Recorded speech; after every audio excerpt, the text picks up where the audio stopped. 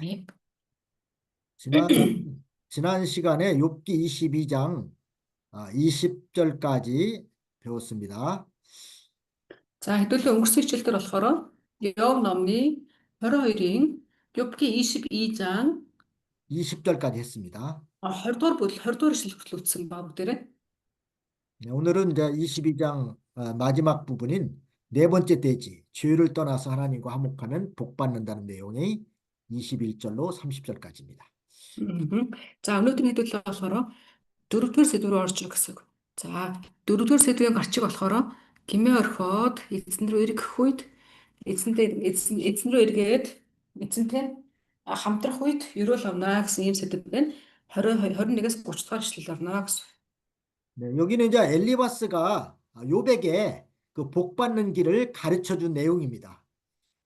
За одоо энэ дээр хэдүүлээ нөө Элифазын талаар ярьж байгаа юм байна. Тэр Элифаз одоо энэ агуулга дээр үлдсэн Элифаз Йовт өрөөд боломж хэрхэн өрөөгдөх вэ гэдэг талаар зааж өгч байгаа гэсэн.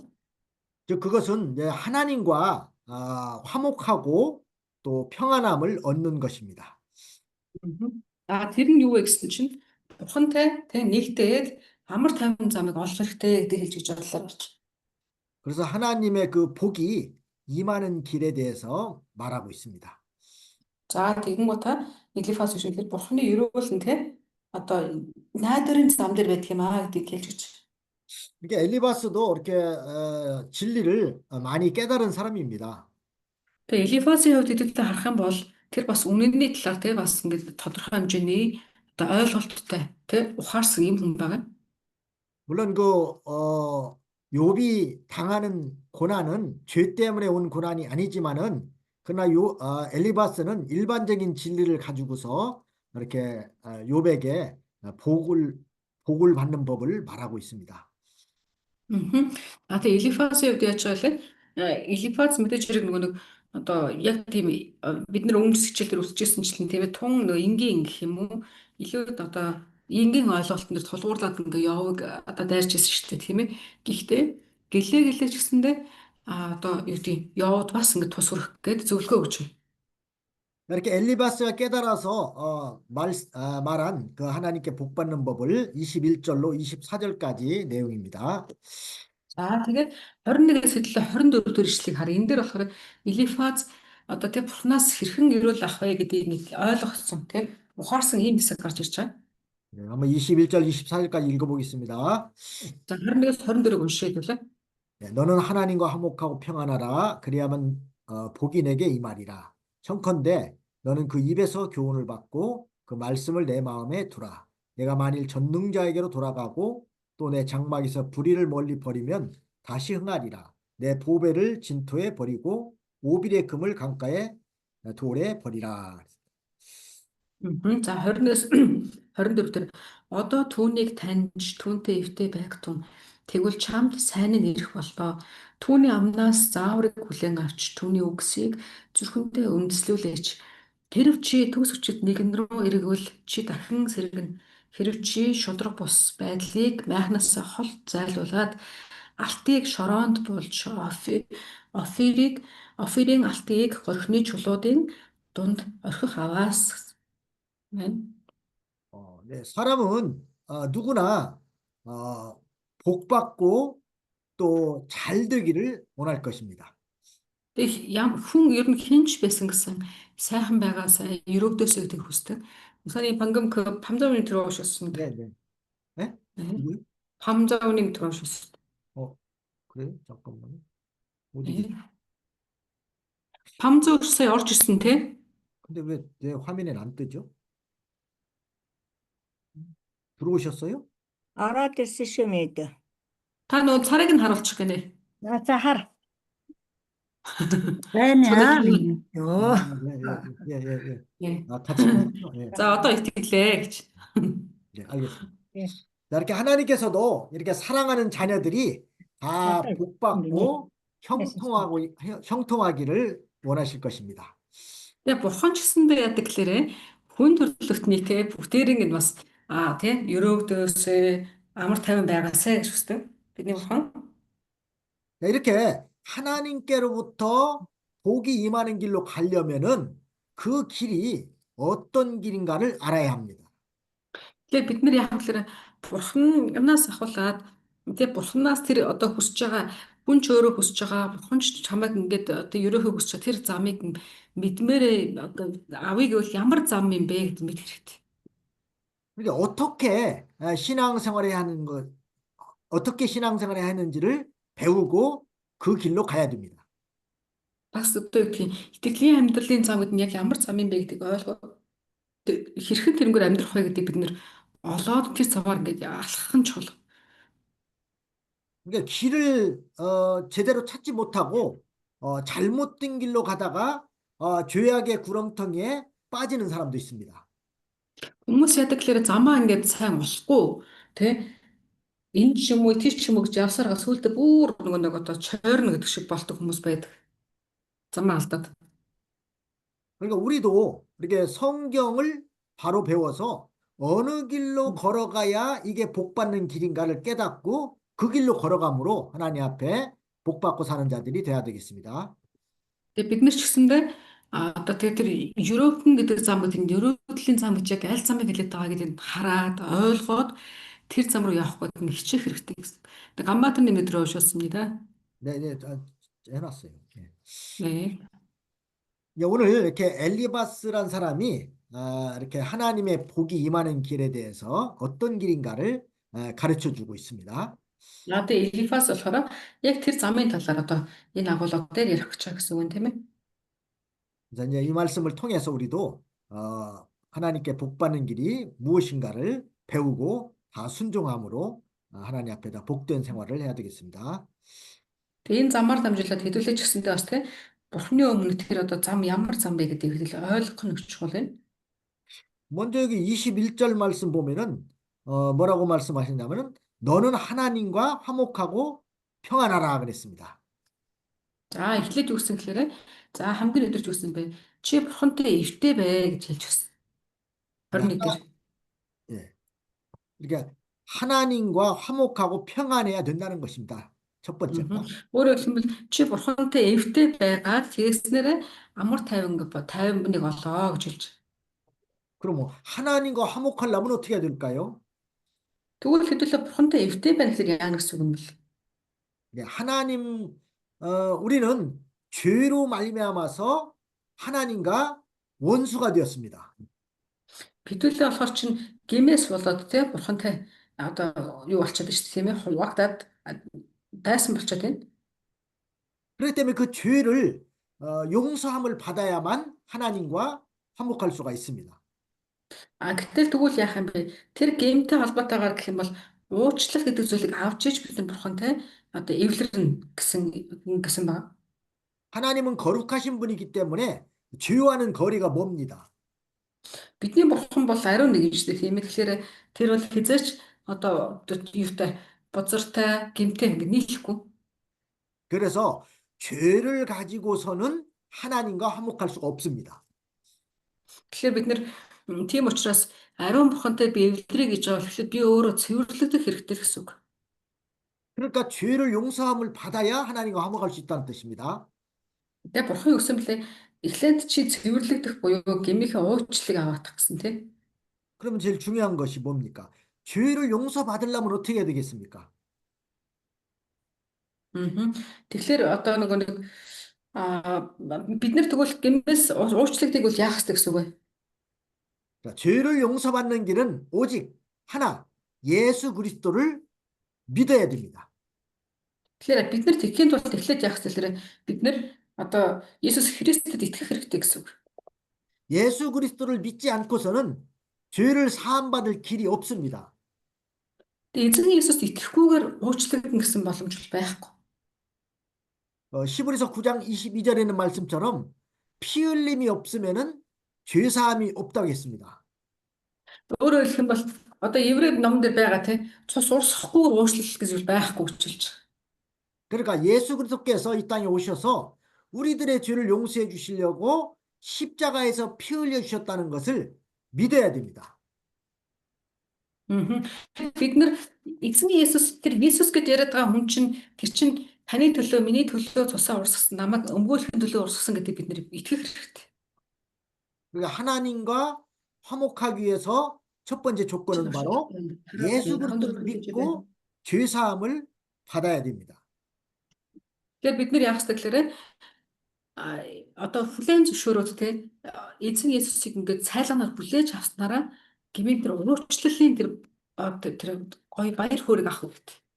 예수님께서는 우리를 하나님과 화목시키기 위해서 대신 십자가에서 죽으심으로 우리를 하나님과 화목시켰다는 겁니다. Бидний эзэн яасан бэлээ? Бидний одоо тэгээд намайг таныг те бурхантай хоёр эвтэй бай, эвлэр гэдэг үднэс те бурхан руу очих замыг маань нээж миний өмнөөс миний буруутгалыг үүрч намайг те ингээд өмгөөлөд бурхантай эвлэрэх боломжийг олгосон баг. 로마서 5장 10절 말씀을 한번 보겠습니다. Умаасаа уужаан 10절. 네.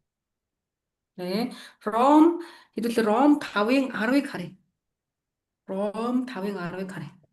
로마서 5장 10절 곧 우리가 원수 되었을 때에 그의 아들의 죽으심으로 말미암아 하나님으로 더불어 화목되었은즉 즉 화목된 자로서는 더욱 그의 살으심을 인하여 구원을 얻을 것이니라. За тэгэл Ром 5-ын 10-ыг харъя.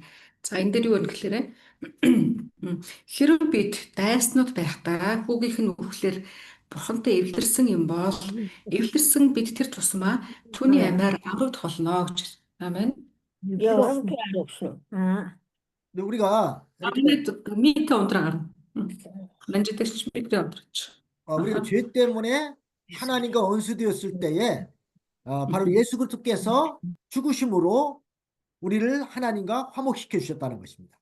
Та энэ дэр хэлсэнтэй бид нар бүгдээрээ бүхний өмнө л өвтлүүд байсан юм аа гэмээсээ болоод гэхдээ Есүс бид нарыг өмгөөлж бурхантай эвлэрүүлэхээр амьлуулсан юм аа гэж хэлж байна. 그러니까 우리가 죄를 가지고서는 하나님 앞에 나갈 수가 없습니다. Яг энэ дээр яг хэлж байгаа шүү дээ. Хүн гмийн одоо гэмтэй чигээрээ бурхны өмнө гарч чадахгүй. 죄를 용서받아야만이 하나님께 나아갈 수가 있다는 것입니다. харин гмийн уучлал те гэдэг зүйлийг авч иж бурхны өмнө гарах боломжтой. 그러니까 우리는 다 죄인인데 바로 예수 그리스도께서 우리의 죄를 다 사해 줬기 때문에 우리는 그를 믿음으로 말미암아서 하나님 앞에 이제 담대하게 나아갈 수가 있습니다. Тэгээ бид нар те бүгдээрээ ингээд одоо гэмтэй те бурхан хүлээн зөвшөөрөх боломжгүй хүмүүс байсан. Гэхдээ бид нар одоо эзний өмнө гарч ирээд те ингээд зогсож байгаа нь гэвэл Христийн гавьяагаар гарч ирж байгаа гэсэн. 이 말씀의 참고 성경은 에베소서 3장 12절 보겠습니다. 이렇게 Эфес 3-의 12-ыг харъя. 우리가 그 안에서 그를 믿음으로 말미암아 담대함과 하나님께 당당히 나아감을 얻느니라. За энэ дээр үсэл бид Христэд итгэх итгэлээрээ бурханд зоригтой бөгөөд бат итгэлтэй авчдгоо гэсэн. 아멘. 우리가 예수 그리스도를 믿는 사람은 다 이제 단번에 죄를 용서받았기 때문에 담대하게 그리고 당당하게 하나님 앞에 나갈 수가 있게 됐다고 그랬습니다. Бид нарт эзэн бурхны өмнө зоригтойгоор түүнийг дуудаж зоригтойгоор эзнээс ингээ те эзнэрөө хашгирч ингэж чадж байгаа шалтгаан нь юу гэхээр Есүс байгаа. Есүсийн гавьяагаар бид нэр ингэж чадах болсон гэсэн. 로마서 3장 10절 말씀에 있는 것처럼 우리는 다 모두가 죄인입니다. Тэр Ром 3-ын 10 дээр бас хэлсэн байдаг. Энэ тэрийг харах юм бол бид нар бүгдээрээ гэмтэн штэ гэж хэлсэн ба. 첫사람 아담이 하나님과의 그 계약을 어겨서 범죄함으로 인해서 사망이 왔습니다. За тэгээд Адам тийм ээ анхны бурхны бүтээл Адамаас болоод энэ дэлхий дээр гэм нүгэл орж ирсэн гэсэн. Үхэл орж ирсэн гэсэн.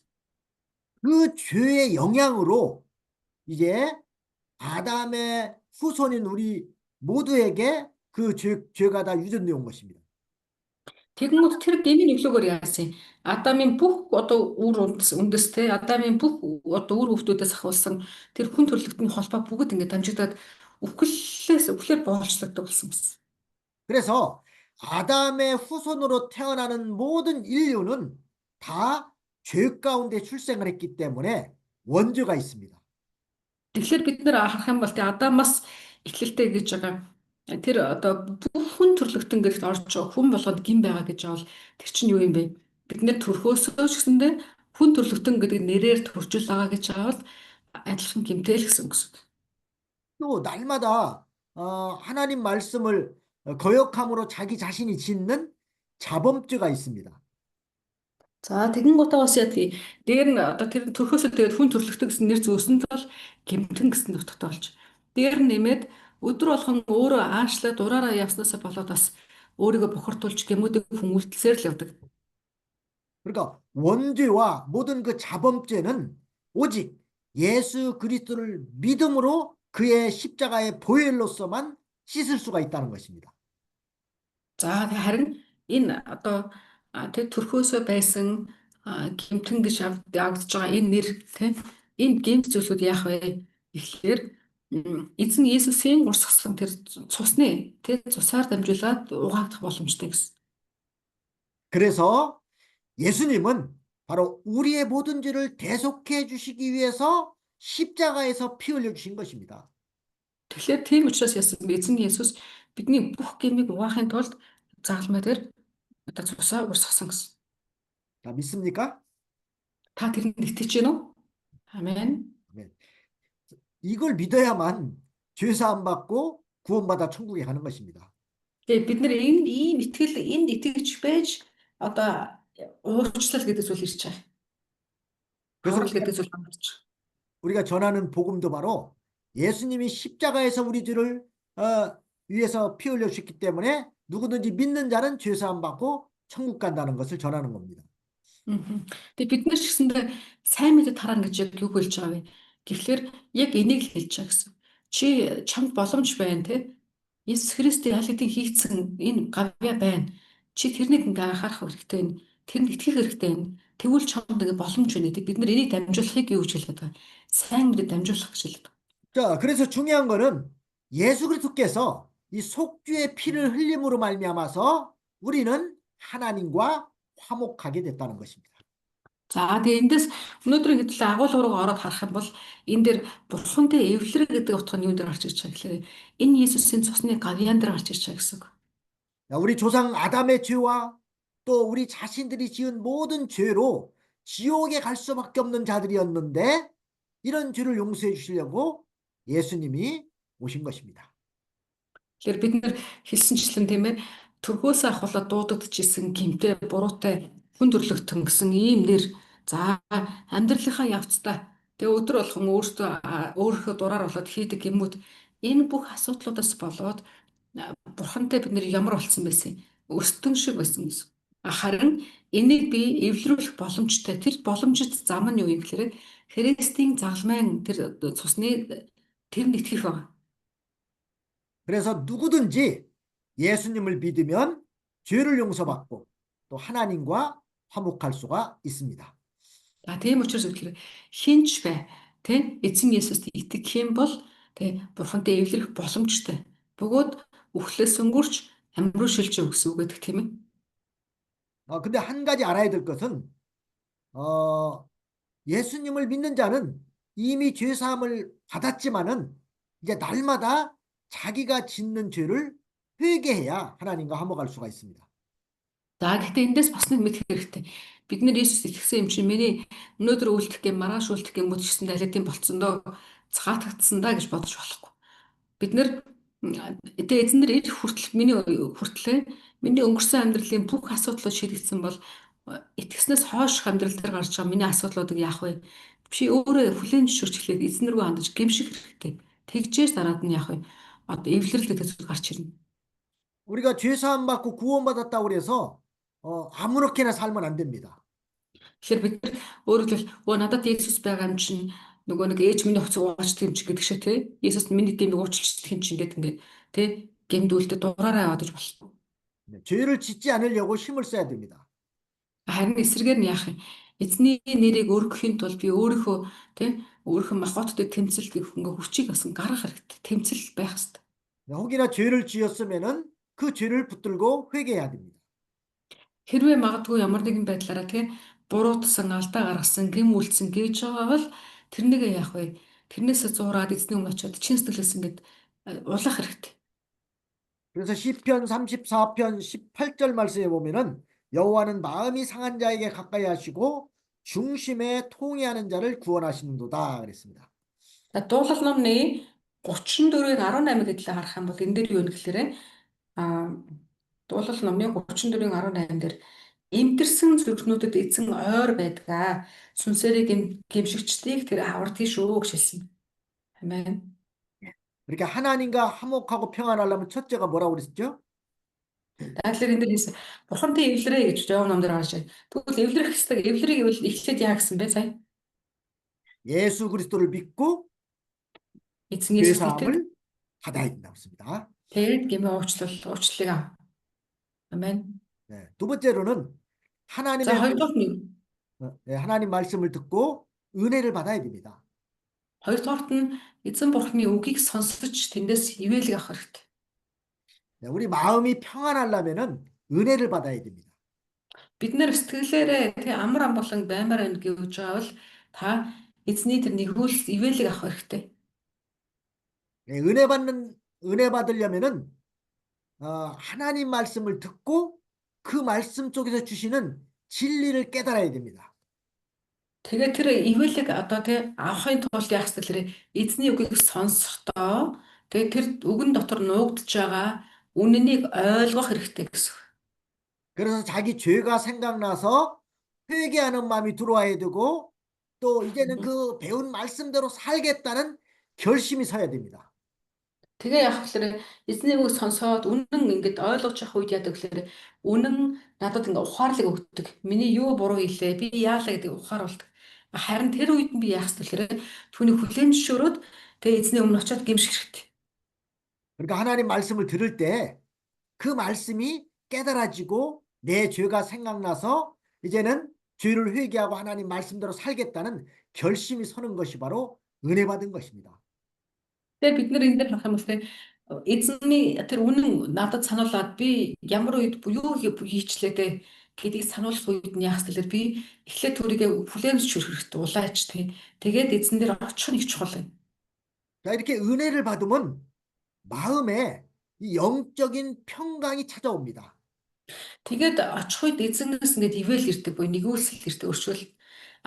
Хүн нэгүүлслийг аваад ирэх үед яадаг гэхээр дотор чинь ингээд нөгөө амар тайван тий нэг сайхан болчдаг тэр шиг ийм мэдрэмжүүд ингээд төрөх бол. 그래서 그 사람은 이제 근심 걱정 대신에 이제 뭐가 오겠죠? 기쁨이 옵니다. Тэгээд тэр хүний дотор юу болдог гэхээр одоо юу зөвөр тий одоо санаа алдалт ийм зүйл байсан бол эсрэгээрээ тэр зүрх нь баяраар дүүрж эхэлдэг. Баяр хөөрөөр. Амен. 마음에 기쁨이 있는 사람은 속에서 뭐가 나오겠죠? Тэгээд сэтгэл дотроо тэгвэл зүрх нь баяр хөөртэй хүн сэтгэл доторх нь баяр хөөр дүүрэн байна гэвэл тэр хүн гадагшаа юу гарах бол 바로 찬송이 나오잖아요. юу гаргадаг гэхээр магтан дуу талархал гардаг гэсэн. 한국 찬송가에 보면요. 무슨 찬송이냐면은 죄짓 맡은 우리 구주 어찌 좋은 친구. Яа. 아시죠? 죄짓 맡은 우리 구주 어찌 좋은 친구지. 걱정 근심 무거운 죄 주께 맡기세. 이 찬송 아시죠? Энэ дуу мэдэн тэгээд 몽골 찬송가도 있어요? гэмиг өөрсөн аврагч эзэн гэдэг энэ дуу мэдэн те 있어요, 없어요? ямар сайн найз вэ гэх. 없나요? 몽골 찬송가나? 글쎄요. 다들 반응이 아주 안 보이는 것 같아서. 하여튼 이렇게 사람이 은혜를 받게 되면은 속에서 기쁨이 나오고 찬송이 나온다는 것입니다. Хүн ингээд нэгүүлслийг аваад ирэхлээр дотроос юу гардаг гэхээр баяр хөөр үүсэд ирэхлээр хаманд өөрийнхөө ингээд нэг тий магтан дуу ингээд аялагдаж эхэлдэг. 또 하나 속에서 뭐가 또 나오냐면은 감사가 나옵니다. Яг бас дотроос юу гарч ирдэг гэхээр талархах сэтгэл гарч ирдэг. Бүхэн гэрэлтэй харагдаад. 예, 이렇게 기쁨이 나오고 근심 걱정이 변해서 기쁨이 되고 찬송이 나오고 감사가 나오려면은 뭘 받아야 된다겠습니까? Тэгээ тэгвэл одоо ингэсэн те тэгэр их гоё ингээд нэг тийм гоё бүх юм гэрэлтэй болцсон ч юм шиг те ийм болоод амар тайван болоод баяр хөөр дүүрэл талархал дүүрэл ийм байдлыг ийм мэдрэмжийг та одоо тэр зүрхнээс авлаа гэвэл яа гэсэн бэлээ? Яах ёстой гэлээ? 네, 은혜를 받아야 됩니다. Ивэлийг авах хэрэгтэй буюу нэгүслийг авах хэрэгтэй. 그래서 우리는 예배드리러 나와서 말씀을 들을 때마다 은혜 받기를 사모해야 됩니다. Тэгэхээр бид нэр тэрийг яаж авах гэсэлчлэр чинь эзний үгээс аваарай гэсэн тийм ээ. Үгний үнэн таныг мэдүүлнэ гэсэн. Тэгвэл бид нар цуглаан дээр ирээд эзний үгийг сонсохдоо яах гэхээр тгийе гэсэн эзнээс нэг тийм би энэ ивэлийг авмаар байна гэсэн ийм нөгөө авъя гэсэн хандлагатай байх хэрэгтэй. 그냥 의식적으로 오늘 교회 가는 날이니까 교회 오고, 그냥 예배 드리자니까 드리고, 찬송 부르자니까 부르고, 이렇게 하면 안 되고, 참으로 속에서부터 사모하는 마음을 가지고 그 예배에 참석해야 됩니다. Тэгэхээр бид нар нөгөө зүгээр өнөөдөр чи төглөө бүтэн сайн байла цуглаантай өдөр юм шүү дээ гэд. Тэгээл ирснээ цуглаан дээр ирсэн явж чинь за тэгээд тэгэн гутаа цуглаан дараад болчих инээ тэргээд ингээд нөгөө тэрийг зүгээр нэг тийм амьдралын нэг тийм нэг хэмнэлд оруулаад тий тэгээд ингээ явах нь нэг өөр. Би өнөөдөр үнэхээр эзнээс юм сонссон байна. Тэг нэгүслийг авмаар байна. Би ингээд ингэмээр энэ гэсэн энэ одоо хүсэл бас өөр гэсэн үг. 이게 사모하는 마음을 가지고 나온 사람은 하나님의 말씀 한 말씀 한 말씀이 내게 마치 꿀과 같이 단 말씀으로 들리는 것입니다. Тэгээ бид нар ингээд хандлагаас шалтгаалаад яадаг гэхээр жишээлбэл үнэхээр би өнөөдөр өө эзэн минь надад тэ миний байдлыг яаж өгч би яах бол та надад юу хэлэх бол гэдэг ч юм. Ингээд очихлоор хүн яадаг гэхээр эзний үгийн ширхэг болоон нь амттай санагддаг. 하나님 말씀을 들어도 아무런 뭐 감각도 없고 맛이 없고 재미가 없다면은 은혜 받지 못하는 것입니다. Эсвэргээрээ тэ ямар нэгэн тийм сэтгэл хөдлөлч байхгүй. Өнөөдрийн үг өстэй ивэл авсангүй гэдэг ч юм уу те. Ингээд нөгөө амт мэдэрч чадахгүй байх нь юутай холбоотой байгаад байна гэхээр ингээд нөгөө би тэмүүлсэн юм өөрөө. Би сэтгэл зүгээ тэр үгийг хүлээж чад бэлдсэн юм уу гэдгээс болж байна. 시편 107편 9절 말씀에 보면은 저가 사모하는 영혼을 만족해 하며 또 줄인 영혼에게 좋은 것을 채워 주심이로다 그랬습니다. За энэ дээр хэлэх юм бол дахиад дуулал 107-гийн 9-ийг харах юм бол дуулал 107-гийн 9-ийг харуул энэ дээр юу вэ гэхээр ийм байна. Учир нь сангасан хүнийг тэрээр хангалан болгож өлссөн хүнийг сайн зүйлээр дүүргэдэг гэлээ гэсэн. байна. 그러니까 하나님의 말씀을 진정으로 사모하는 마음으로 가지고 나와서 말씀을 들어야 그 말씀이 내게 꿀과 같이 단 말씀으로 들리는 것입니다. Тэгэхээр бид нэр хэлсэнчлэн те эзэн бурхны үгийг та ямар байдлаар сонсох гэж байгаа юм бэ? Тэрнээс шалтгаална. Үнэхээр хүсэн тэмүүлсэн өстөж их цангасан ус руу явж байгаа юм шиг тэгж тэмүүлж сонсох юм бол тэр үгний ширхэг болгоно нь амттай байдаг. 시편 19편 10절 말씀을 보겠습니다. Дуулал 19-ийг 10 гэдэл байгаа. 여기 보면 금곧 많은 정금보다 더 사모할 것이며 꿀과 송이꿀보다 더 달도다 그랬습니다. За энэ дээр дуулал 19-10 дээр үсгэлээ. Тэд алтнаас бүр шижир алтнаас ч илүү хөсгөх штэ. Зүгийн бал, зүгийн бүр зүгийн сархинагаас тусдгаас ч илүү чихэрлэгээ гэсэн. 아멘. 네, 하나님의 말씀을 사모하는 마음으로 받는 사람은 그 말씀 한 말씀 한 말씀이 꿀처럼 송이꿀처럼 단 말씀으로 받아들여진다는 것입니다. Тэгэхээр энэ дээр харах юм бол энэ юу хэлж байгаа вэ? Эзний үгийг хэлж байгаа гэсэн тийм ээ. Тэгэхээр бид нэр хүсэн тэмүүлэх сэтгэлээр анхаарлаа хандуулах сэтгэлээр сонсох юм бол тэр үг болгон танд ямар гоё юмтай вэ гэдгийг мэдэрнэ. 은혜를 받으려면은 사모하는 마음으로 주님 앞에 나와야 된다는 뜻입니다. Тэгэхээр бид нэр ивэлэг авмаар байх гэвэл хүсэн тэмүүлсэн сэтгэлээр авах хэрэгтэй гэсэн үг. 마치 목마른 사슴이 그 시냇물을 찾아서 갈급한 같이 우리 영혼이 말씀을 받아 먹으려고 사모하는 마음으로 나와야 은혜를 받을 수 있다는 것입니다. Тэгээ бид нэр те авмаар энэ ингээд нэг хүүхэд авах гэдэг нэг тэмцлэр ямар ч үгүй бахардаг шүү дээ. Тэрэн шиг те бүр тэмүүлж ингэж хийх ёстой гэсэн. Бид орчлог дээр ертөнцийн багш шиг надад шоссон өнөөс ертөнцийн ямар вэ? 그래야만 이제 영적인 평안을 누리게 되는 것입니다. Тэгэхээр тэгжээж бидний хавь сүнслэг тэр амар тайвныг одоо эдэлнэ гэсэн. Эсвэл ханчгүй шиг гэсэн үг юм уу? 이렇게 하나님과 화목하고 평안해야만 하나님께 복을 받는다는 것입니다. За тэгэхээр дахиад хэлээ те. Яв намын 22-ын 21 дээр байсанчлан бурхантай эвтэй байж яах вэ? Сайн ирэх болно буюу амар тайван ирнэ гэсэн те. 두 번째는 하나님의 교훈을 받고 말씀을 마음에 부어야 된다는 것입니다. 22절. За буцаагаад Яв намны 22-ийн 22 дугаар эшлэгийг харах юм бол энэ дээр одоо дараагийн агуулга гарч ирж байгаа. Хоёр дахь нь. За энэ юу гэсэхээр түүний амнаас зааврыг нь хүлээн авч тэг бурхны зааврыг хүлээн авч бурхны үг зүрхэндээ үндэслүүлэх хэрэгтэй гэсэн. 22절 말씀 한번 읽어보겠습니다. 청컨대 너는 그 입에서 교훈을 받고 그 말씀을 내 마음에 두라 그랬습니다. За энэ дээр 22-ыг унших юм бол түүний амнаас зааврыг хүлээн авч түүний үгийг зүрхэндээ үндэслүүлээч гэсэн. 아멘. 네, 이 말씀은 이제 하나님의 말씀을 받아서 간직하라는 것입니다. Өөрөөр хэлэх юм бол бурхны үгийг те би ингээд авахтаа ястай вэ? Бичээний бүлэн одоо суралцах хэрэгтэй гэсэн. 네, 하나님의 말씀을 받을 때에는 하나님께서 내게 직접 주시는 말씀으로 받아야 합니다.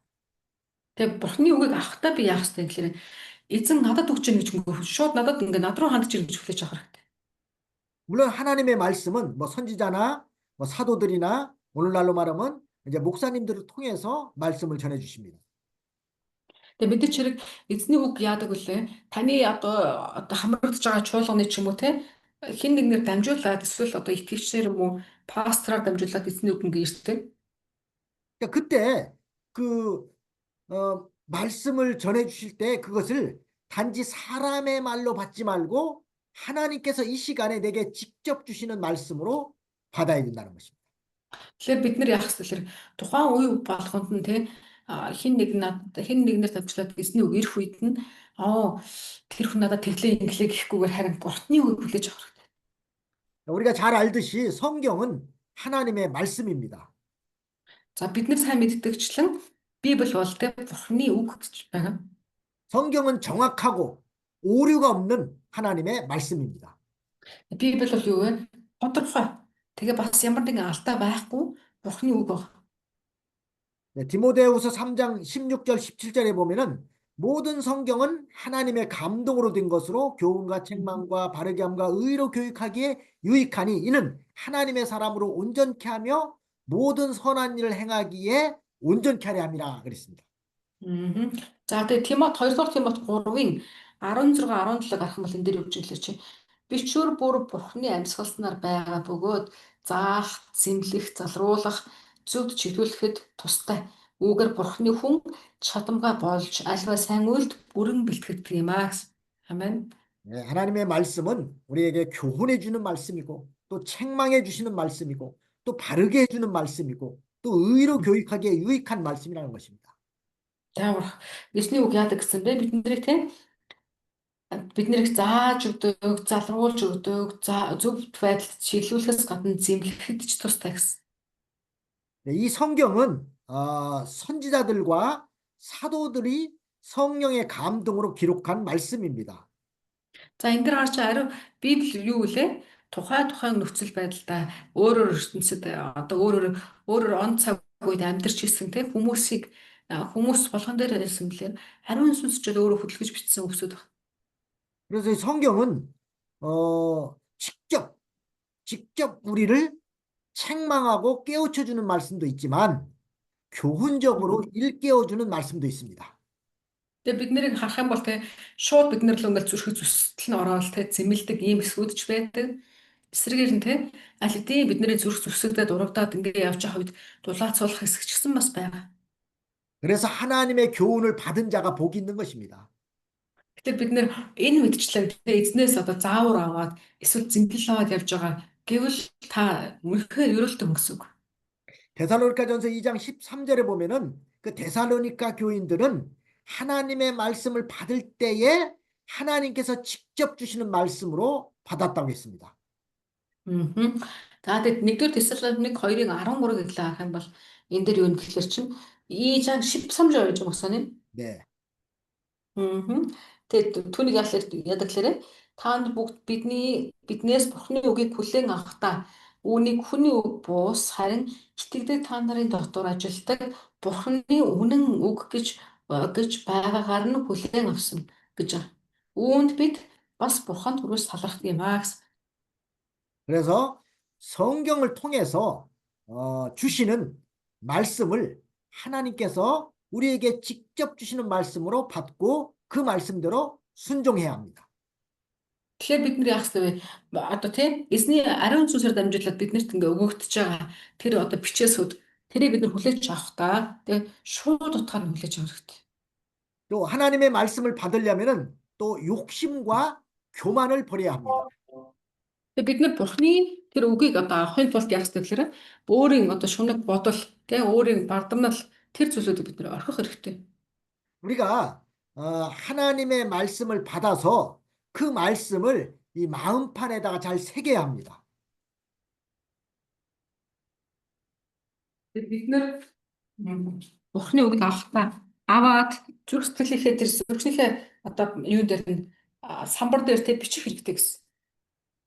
하나님 말씀 우리 마음에 잘 간직하라는 뜻입니다. Өөрөөр хэлэх юм бол эзний үгийг бид нэр зүрх сэтгэлдээ сайн ингээд одоо хадгалах хэрэгтэй гэсэн хэлж. 자, 그렇게 하려면 내 속에 있는 욕심과 또 거짓된 것, 그 죄악의 요소들을 제거해야 합니다. Гэтэ бид нар тэхийн тулд яах хэрэгтэй юм бэ? Таны дотор байгаа тэр хуурамч байдлууд тий одоо юу гэдгийг эзний үг орших боломжгүй болцсон байгаа тэр байдлуудаа бид нэр цэцлэх хэрэгтэй гэсэн үг. 네, 이렇게 하나님의 말씀이 내 속에 들어오려면은 내 속에 있는 더러운 것들은 다 버려야 합니다. Бид нар Бурхны үгийг өөрийнхөө дотор оруулмаар байна гэж байгаа бол таны дотор оронд нь тэр одоо дүүрсэн байгаа тэр зүйлүүдийг гаргах хэрэгтэй гэсэн үг. 내 속에 있는 더러운 것들이 뭐겠습니까? Таны дотор байгаа зүйлүүд одоо юу байж тав жишээлбэл хүний дотор 가령 뭐 미워하는 마음이나 또 남들보다 높아지겠다는 마음이나 욕심이나 교만 이런 것들을 다 버려야 합니다. Тэ өөрөөр хэлэх юм бол тэ бусдыг үзэн ядсан, хүлээн зөвшөөрдөггүй, тэ өөрөөсөө доош нь тавьсан, за тэгэн гутаа талардаггүй, өөрийнх болох гэсэн гих мэтчлэн зөндөө юм орч ирнэ. 그래서 우리가 신앙생활을 잘 하려면은 이 욕심과 교만 이 두 가지만 잘 버려도 신앙생활 잘 할 수 있습니다. Бид нэр итгэлийн амьдралаар ингээд тууштай явах гэхэд нь шүү дээ. Одоо ядаж одоо юг шунал болон бардамнал гэсэн энэ хоёр зүйлээ орхиход л нэлээд хөрхөн сайн явж чаддаг. 참고로 잠언 16장 18절 말씀에는 교만은 패망의 선봉이요 거만한 마음은 넘어짐의 앞잡이라고 했습니다. За тэгэхээр сургаалт төс номны 16-гийн 18-ыг харъя. Энэ дээр юу гэхээр сургаалт төс 16-гийн 18 дээр суйрлын өмнө бардам зан явж, уналтын өмнө ихэрхүү зан явдаг юм аа гэсэн. 또 비슷한 말씀으로 야고보 4장 6절에도 보면은 그러나 더욱 큰 은혜를 주시나니 그러므로 일렀을 때 하나님이 교만한 자를 물리치시고 겸손한 자에게 은혜를 주신다 했다고 했습니다. За бас дахиад Яаков 4-ийн 6-ыг харах юм бол энэ дээр юу гэж хэлэх шиг. Гэвч тэд илүү их нэгүсэл өгдөгөө. Тиймээс бурхан бардамыг эсэргүүцэж харин дарууд нэгүсэл өгдөг гэдэг юм аа гэсэн. 네, 성경의 모든 원리로 볼 때 교만하면 망하고 겸손해야 복을 받는다는 것입니다. Энэ дээр Библийн угаасаа зарчим тийм ээ тий. За чи ямар энэ сүрмээр энэ тэгвэл бардам болч болно тий. Ерөөл амар энэ тэгвэл аруу болчихоо гэсэн ийм л ярьж. 그래서 우리가 욕심을 버리고 살려면은 오직 하나님 한 분으로 만족하는 마음을 가져야 됩니다. Тэгээ бид нэр одоо тэр шунал гэдэг зүйлээ те орхимоор нэг эхлээд яах юм. Эхлээд би өөрөө эзэн бурхнаараа ингээд хандаг байх зүйлийг сурах хэрэгтэй. Хангалуун болдгийг сурах хэрэгтэй. 그래서 아무것도 없을지라도 나는 하나님 한 분만 계시면 만족합니다. 그런 신앙을 가지라는 겁니다. Тэгэхээр бид нэр яах вэ? Надад юу байх зүйл байхгүй байж болно. Гэхдээ надад бурхан байхад болно гэсэн ийм одоо тий хангалуун сэтгэлийг бид ингээ өвөртөлдөг болох хэрэгтэй. 그 하박국 선지자가 그런 신앙을 가졌습니다. Хабакук гэж байдаг тий. Хабакук болохоор яг ийм сэтгэлтэй байсан гэж. 그래서 하박국 3장 17절, 18절 말씀을 한번 보겠습니다. Тэгэхээр Хабакук 3-ын 17, 18-ыг харъя. Энэ дээр юу нэхлээрэ?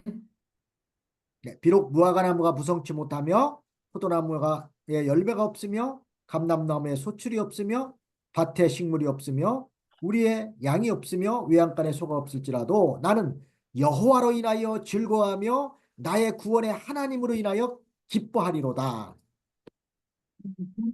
За энэ дээр гэсэн тий. Хэдийгээр инжирийн мод цэцэглээгүй, усан үзмийн мод ч үрчимсгүй, чидүүн ургац гарахгүй, талбайд хүнс огт гарахгүй байсан ч гэсэндэ хашаанда хоньгүй, сарвчандаа өхөргүй болсон ч гэсэн эзний дотор би баясан хөөрч авралынхаа бурхан дотор баярлнаа гэсэн. Амен. 네, 이렇게 하나님이 내게 주신 것에 대해서 만족하게 여겨야지 그 이상을 가지고서 더 가지고자 하는 욕심을 가지고 있으면은 하나님의 말씀을 받을 수 없습니다. Тэгэхээр бид нэр эхлээд өөрөө би сэтгэлдээ дотроо ингээд нэг хүлээж авах хэрэгтэй. Тэ бурхны ингэя гэсэн ийм сэтгэл зүйтэй байж ээж бурхнаар ингээд сэтгэл хангалуун болж чадна гэсэн үг. 한번 여러분들한테 질문 한번 해봐야 되겠어요. 욕심이 다 제일 그래서 많은 동물이 무엇일까요? 네? 욕심이 제일 많은 동물이 뭘까요? За тараас нэг асуух гинэ. Одоо нөгөө нэг юу гэдэг штеп. Амьтдад дундаас хамгийн их ингэ шуналтай амьтад ямар амьтад бэ? 그러니까 동물 중에서 욕심이 제일 많은 동물이 무엇이겠냐고요? Амьтад дундаас хамгийн их тийм юутай шуналтай шукагтай амьтад ямар амьтад? 누구라고 생각해요? Та ингэж бодож чинь. 사람인가요? 아니 그렇죠? 사람입니다. хүн 사람이 욕심이 제일 많아요. хүн хамгийн их нэг одоо яг хүнийг адилхан бүтээл гэж үзэх юм бол амьтад гэж харах юм бол тийм гинэ. хүн гэж. 동물들은 사냥을 하더라도 자기 먹을 만큼만 사냥하면 더 이상 하지 않습니다. 아, 그래요? 그렇잖아요. 뭐 가령 호랑이가 무슨 뭐 하나 짐승을 잡으려면 그 하나 잡으면 더 이상 안 잡아요. 그걸 먹을 때까지. Яагаад тэгэхээр жишээлбэл ингэдэг гинэ одоо бар марч штэ тий. Тэд нар ер нь амьтад яадаг гэхээр зөвхөн яг өөрийнхөө идэх хэмжээг идчихэд болчихсон бол дахиад өөр амьтан барьдгүй гинэ. 그런데 사람은 만약에 사냥하러 가서 한 마리만 잡고 그만둡니까? Тэгээ тэгвэл хүн яадгийг хүн адилхан анги руу хийдэг. Тэгэнгүүт хүн одоо нэг одоо амьтан унагчлаа гэж бодъё л доо. Тэр бол хангалттай цадна штэ. Гэтэл хүн тэрэнд хандаг гэж юу? Хандахгүй. Дахиад өрөөшөө дахиад дараагийн амьтныг алах гэдэг. 사람은 욕심이 있어서 자꾸만 잡습니다. 많이 잡아요. Тэг хүн яадаг гэхээр одоо шунал гэдэг зүйлээс болоод яадаг. Үргэлж ингээд дахиад өшөө өгчдөг. 자기가 충분히 먹고도 남을 만큼인데도 잡습니다. Тэгээ өөрөө хангалттай идчихэд дахиад үлдсэн ч гэсэндээ яадаг. Дахиад тэгсэн ч гэсэн авъя гэдэг. 그럼 남는 건 어떻게 할까요? Тэгэнгүүт тэгвэл идээд үлдчихэж штэ. Тэгвэл үлдснийгээ яадаг. 사람은 남으면 냉장고에다 보관합니다. Тийм болохоор хүнд яадаг. Өргөх ширс байдаг гинэ. Үлдснийг хадгалагч хүртэлтэй. Хадгалагч шүү. 그렇게 사람이 욕심이 많다는 것입니다. Тэгээ дээр нэг хөлдөгчтэй гэдэг шиг. Тэгээ энэ мэтчлийн хүн ийм нэг одоо шуналтай. 자기 필요한 만큼만 있으면 만족해야 되겠는데 자꾸만 더 가지려고 하는 것이 사람의 마음이고 욕심입니다. Тэгээ хүнд угаасаа нэг яг одоо бусад одоо амьд шиг юм уу тий хэрэглээ гэхэд зөвхөн хэрэглээд байхад бол хангалттай. Гэтэл заавал нэг хэд хэдээр нь тий авсан ч гэсэн сэтгэл хандлагагүй. 그래서 성경에 뭐라고 했습니까? 먹을 것과 입을 것이 있은즉 족한 줄로 알 것이니라 그랬죠? Мгм. Тэгээ Библиэр юу гэхээр чи чамд угаасаа юу идэх юу уухаа гэдэг чинь уул нь бүтэн чинь бэлтгэсэн шүү дээ гэж хэлдэг. 뭐 당장 오늘 먹고 살 만큼만 있어도 감사하고 더 이상 욕심을 부리지 말라는 것입니다. Тэгэхээр зөвхөн одоо тий идэж уух зүйл байсан ч гэсэн байгаад л болоо гэж бол өнөөдөр дуусаад маргааш яах ингээд их биш тий талархах хэрэгтэй. 참고 성경으로 디모데전서 6장 7절 8절을 보겠습니다. За тэгэхээр 1-р Тимот 6-гийн 7-8-ыг харъя. 디모데전서 6장 7절 1-р 8절 우리가 세상에 아무것도 가지고 온 것이 없음에 또한 아무것도 가지고 가지 못하리니 우리가 먹을 것과 입을 것이 있은즉 족한 줄로 알 것이니라. За энэ дээр үсгэлэхээр 1-р Тимот 6-гийн 7-8 дээр учир нь бид ертөнцид юу ч авчраагүй, мөн юу ч авч явахгүй. Хэрэв хоол хүнс хувц сунар байвал эдгээрээр бид сэтгэл хангалуун байх болно гэсэн. 그러니까 세상에 우리가 태어날 때 아무것도 가지고 온 것이 없고 또 우리가 세상을 떠날 때에도 아무것도 가져가지 못합니다. 그렇기 때문에 하나님께서 현재 내게 주신 것에 대해서 만족하고 감사하라는 것입니다. Тэгэхээр эндээс хэлээ харах юм бол тийм бид нэр яах юм бэ? Юун дээр энэ дэлхийг угаасаа ирээд цуглууллаа гэд эцсний зүгээр буцаагаад л аваад явах гэхээс өөр юм байхгүй гэж хэлсэн тийм. Харин бид нарт яах ёстой гэхээр тийм учраас одоо байгаа зүйлдээ энэ сэтгэлийн хангалуун байдал байх ёстой гэдгийг сурах ёстой.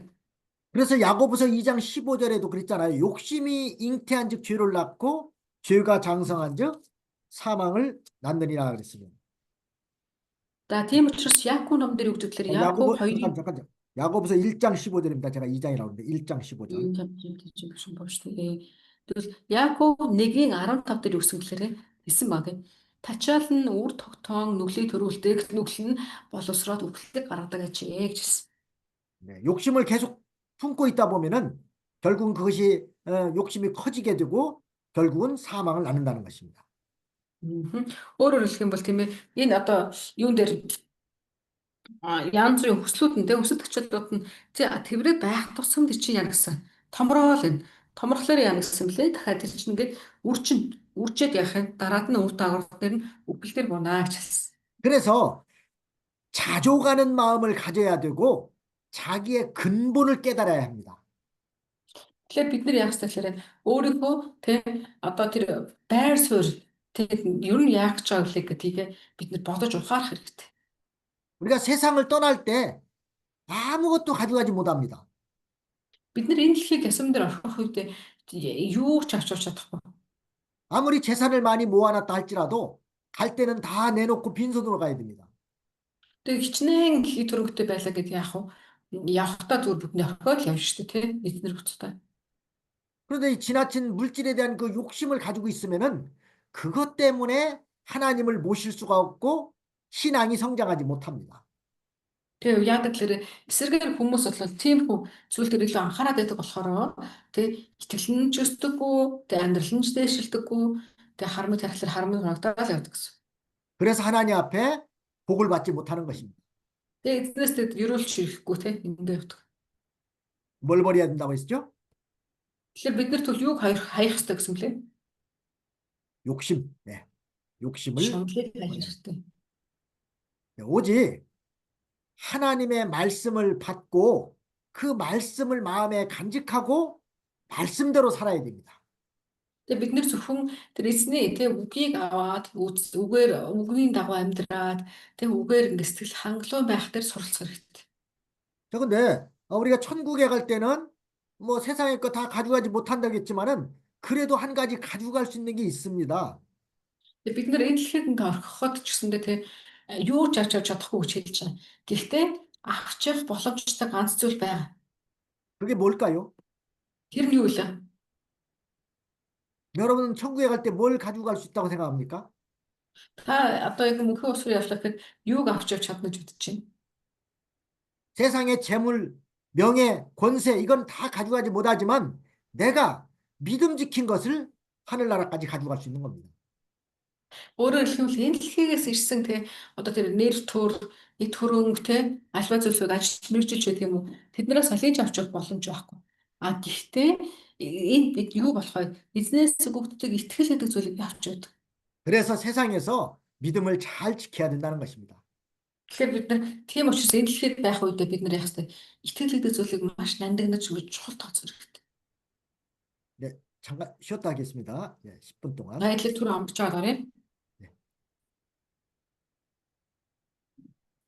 네, 이제 23절 말씀을 보겠습니다. За тэгэхээр Яов 22-ийн 23-оор орох гэж байна. 네, 내가 만일 전능자에게로 돌아가고 또 내 장막에서 불의를 멀리 버리면 다시 흥하리라 했습니다. 23 дээр хэрв чи төгс хүчит нэгэн рүү эргвэл чи дахин сэргэнэ. Хэрв чи шудраг бус байдлыг майхнасаа хол зайлуулад 세 번째는 전능자에게로 돌아가고 불의를 멀리 버려야 된다고 했습니다. За энэ дээр харахад хэлсэнтэй чи төгс хүчит нэгэн рүү эрэг тэгээд юунасаа шудраг бусыг холдуул гэсэн. Хол зайлуул. 네, 여기 전능자 이제 하나님을 말씀하시죠. За төгс хүчит нэгэн гэдэг чинь Бурхныг хэлж байгаа шүү дээ, тийм ээ. 이렇게 하나님께로 돌아가려면은 내 속에 있는 모든 우상을 버려야 됩니다. Тэгээ бид нар Бурхан руу ойртохын тулд яг л би өөрийнхөө дотор байгаа тэр шүтэнүүд бүгдийг орхих хэрэгтэй. 하나님은 우상을 아주 미워하십니다. Тэгээ бидний Бурхан бол тэ хиймшдэнүүд үнэхээр үзээд байдаг. 천지 만물을 하나님이 말씀으로 창조하셨는데 사람이 하나님이 만들어 놓은 피조물을 가지고 섬기고 있으니까 얼마나 하나님이 진노하시겠습니까? Тэгээ би одоо тэр нэг тэр үг дээдсүүдийг харахад ч гэсэн тийм ээ эзэн Бурхан гэж амаараа хэлдэг мөртлөө амьдрал дээрээ баахан өндөрлгүүдтэй байгаа л чинь Бурхан бүгдийг ингээд тэрнээс болоод шийтгүүлж байгаа шүү дээ. 자, 그러면 영적으로 보면은 우상이 뭐겠습니까? Сүнслэг байдлаар харах юм бол тэр шүтэн гэж яг юу хэлж байгаа? 하나님보다 더 사랑하는 것이 우상입니다. Шууд утгаараа л Бурханаас илүү хайрлаж байгаа зүйлүүд нь шүтэн. 하나님보다 더 의지하는 것이 우상입니다. Бурханаас илүү одоо юутэй найдаж байгаа тэр зүйл нь бол бас шүтэн гэсэн. 하나님보다 더 위하는 것이 우상입니다. Бурханаас илүү ингэж чухалчилж байгаа тэр зүйл ч бас шүтэн гэсэн. 그래서 그런 우상을 그냥 가지고서는 하나님께로 돌아갈 수가 없다는 것입니다. Тэгэхээр бид нар үүдээ тийм одоо сэтгэл зүгээрээ тий Бурханаа хоёр тавьдаг сэтгэл зүгээрээ Бурхан руу очих юм бол яг гэсэн бэ. Тэглэж авахгүй зөв. 하나님은 우상을 미워하시기 때문에 우상을 가지고 하나님을 섬길 수가 없습니다. Тэгэхээр Бурхан тэр шүтэн гэдэг зүйлийг үнэхээр үзэн яддаг учраас бид нар шүтэнэ тэрнгээ Бурхан дээр очиж хамтан үйлчлэх гэж байхгүй. 그러면 우상 중에서 사실은 영적으로 제일 큰 우상이 뭐겠습니까? Задвал хэлээ бодох юм бол одоо шүтэн дотроос хамгийн том тий шүтэн гэдэг зүйл нь юу бол? 이건 자기 우상입니다. Тэр нь одоо юу гэхээр өөрөө гэдэг. Өөрөө шүтэн болсон мэт. 그 말은 내 고집, 내 사상, 내 주장 이런 것이 다 우상입니다. Өөрөөр хэлэх юм бол миний үзэл, миний одоо гэдэлт. За миний өөрийн маань одоо харах өнцөг тий би ингэж бодож байна гэдэг хариад. 그러니까 자기 고집 때문에 하나님의 말씀을 따라가지 못한다면은 그 사람은 고집이 우상이 된 것입니다. Тэгээ яг хэлэхээр Библиэлд ингэж байна гэж хэлэхээр гэтээ би тэгж бодохгүй байна гэдэг ингэ зүтгэдэг. Тэгэхээр тэр нь яасан хэлэр чинь наад Бурхны одоо наад үг чинь миний бодлоос чухал биш ээ гэж бодож ажиллах гэсэн үг. 이게 자기 생각 때문에 하나님의 말씀을 따라가지 못한다면 그 사람은 자기 생각이 우상이 된 것입니다. Тэгээ миний бодол маань надад илүү чухал юм. Би бол угаасаа ингэж бодож байна гэж бодож байгаа хүнд яадаг гэхээр одоо тэр бодол нь шууд утгаараа одоо шүтэн болцсон байгаа гэсэн. 네, 이런 영적인 우상들을 다 버려야만 하나님을 따라갈 수가 있습니다. Тэгээ бид нар тийм учраас энэ мэдчлэн сүнслэг янз бүрийн одоо тэр бодлуудыг ч одоо Бурхны нүдэнд харахад шүтэн болж байгаа тэр зүйлсүүдийг архичээж эзэн рүүгээ орч чадна. 누가복음 16장 19절에 보면은 두 주인을 섬기지 못한다고 그랬습니다. Нуга복음 16-гийн 19 дээр харахад Иесус хэлсэн. За Лук номны 16-гийн 19 дээр арах юм бол хоёр эзэнт зэрэг үйлчлэх чадахгүй гэсэн байж. 그 말은 물질과 하나님을 겸하여 섬길 수 없다는 것입니다. Өөрөөр хэлэх юм бол те эд материал болон эзэн бурхан зэрэлэнд тайлбарлалыг нь одоо аваад хамт нь үйлчлэнэ гэж бол байхгүй гэсэн. 그래서 이 불의를 멀리 버리라고는 말씀은 아주 귀한 말씀입니다. Тэгэхээр бид нар энэ дээр хэлэх юм бол те 23-ийн сүүлийн хэсгийг харах юм бол 사람이 шудраг бус байдлыг Матасаа бүр хол зайлуулж. 사람이 죄를 가까이 하다 보면은 뭐 하죠? 범죄하게 됩니다. Тэг хүн ядаг гэхээр дотроо одоо гимиг ингээд нуугаад байх тусмаа өөрөө ч мэдэхгүйгээр тэрэн дотор нь үржээд л идэг гэсэн. 그 이유는 죄는 사람의 마음을 유혹하기 때문입니다. Тэг ягаад тэгдэг гэхээр нэг тусмаа бас ингээд нэг одоо өөрийнхөө зүтгээд байдаг шалтгаан нь гим гэдэг зүйл хүнийг өөрийг нь буцаагаад мэхлээд өөрийг нь буцаагаад өргөтчихэд. 그래서 시편 1편 1절에 보면은 복 있는 사람은 악인의 꾀를 쫓지 아니하고 죄인의 길에 서지 아니하며 오만한 자의 자리에 앉지 아니한다고 했습니다. Тийм учраас дуулал номын нэгийн нэг дээр юу гэсэн гэхээр ерөөлтөй хүн гэж ямар хүнийг хэлэх юм бэ гэсэн чи буруу хүний зөвлөгөөг авдаггүй, бузар нүгэлтнүүдийн зам дээр зогсохгүй, басамжлагчдын суудалжсан суудаггүй хүнийг хэлнэ гэсэн. Ерөөлтөй хүн гэж. 자, 이렇게 하나님 한 분만 모시고 섬기면 필요한 것들은 하나님께서 다 아시고 채워주십니다. За тэг яг бид нар зөвхөн эзэн бурхныг те хайж эзэн бурхныг зогсоод ингээд яваад үзэхлээр яадаг гэхээр буцаагаад бурхан яадаг гэлээ танд яг хэрэгтэй зүйлсүүдийг өөрөө мэддэг тэрийг бас өгдөг. 그러나 물질을 따라가려고 하다 보면은 결국 물질도 잃어버리고 하나님도 잃어버리는 경우가 많습니다. Тэгэхээр бид нар яг зөвхөн одоо юу гэдгийг одоо эд зүйлсийг л дагаад яваад байх юм билээ тэгэхээр эд зүйлсчгүй эзэн бурханчгүй болох тохиолдол байдаг. 아브라함은 그 조카 롯과 헤어질 때에 오직 하나님 한 분만 모시고 갔습니다. Тэгээ Авраамыг гэдлээ бодох юм бол анх Лотос ингээд нэг салах тохиолдол байгаа тий. Лотос салахтаа Авраамын үед яасан зөвхөн бурхнаас сурчсан.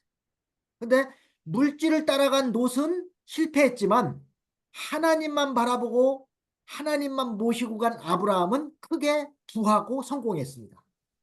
За тэгээд тухайн үед Лот бол яасан блэ? Өөр эд зүйлс аль нь ашигтай вэ гэдгийг харсан тий. Гэтэл Лот харин эцсийн дүнгийн хэдлээ хараад үзэх юм бол Лот ядгийн тий. Тэг бүр ингээд бүр одоо юу ч болдог бол Авраам яасан блэ? Эзний өмнө нөлөөтэй бас баян бүх зүйлийг ингээд авсан юм болсон. 자, 이처럼 하나님께 복 받으려면 하나님께로 돌아가야 합니다. Тэгэхээр энэ мэдчлэг бид нэр бурхнаас та ерөөлөг авмаар байна гэж байгаа бол бурхан руугаа буцах хэрэгтэй гэсэн үг.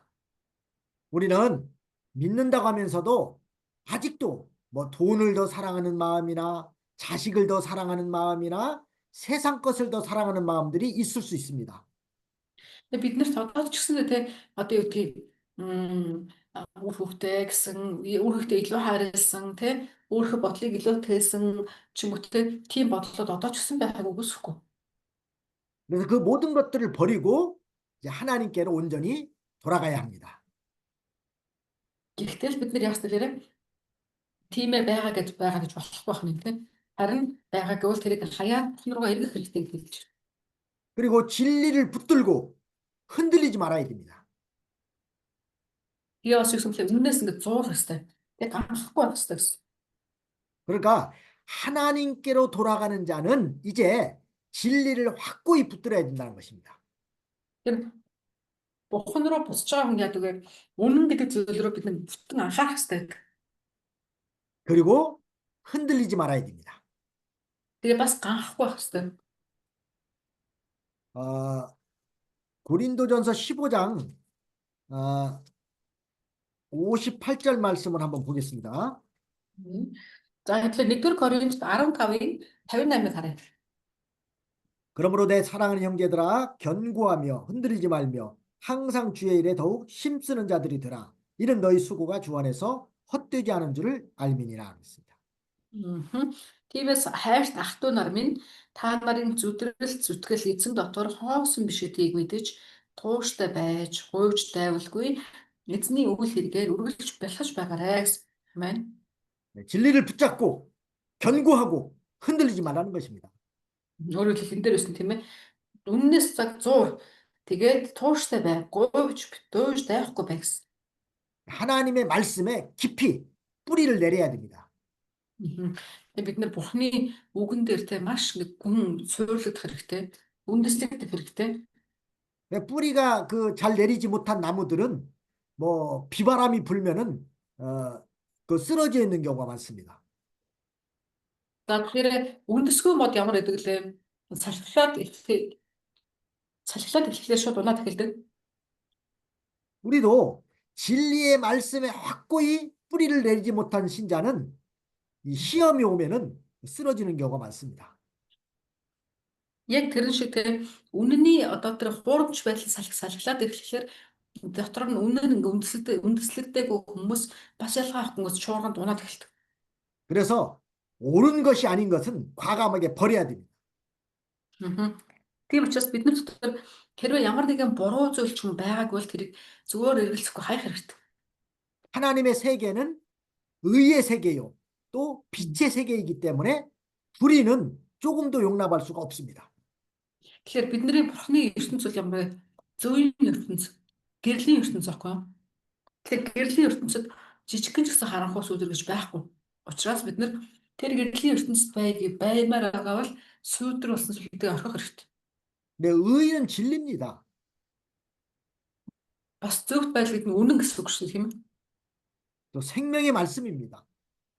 За мөн амийн үг гэсэн үг аа. 그래서 우리는 말씀에 깊고 신령한 진리를 깨달아서 그 진리를 확실히 붙잡아야 된다는 것입니다.